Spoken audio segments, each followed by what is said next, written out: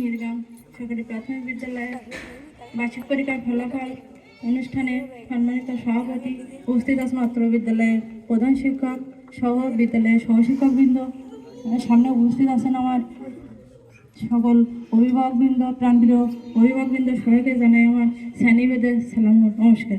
তোমার ছোট সোনামণিদের প্রতি আমার স্নেহশীষ ভালোবাসা।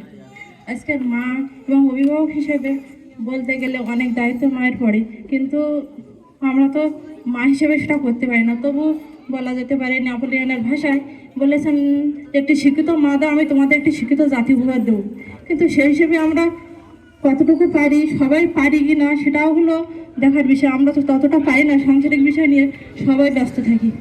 তারপরেও চেষ্টা করি যতটুকু সম্ভব আমাদের নিয়ম, বাচ্চাদের নম্র, ভদ্রতা, পরিষ্কার পরিচ্ছন্নতা, আচার ব্যবহার নিয়ে একটু চেষ্টা করতে পারি।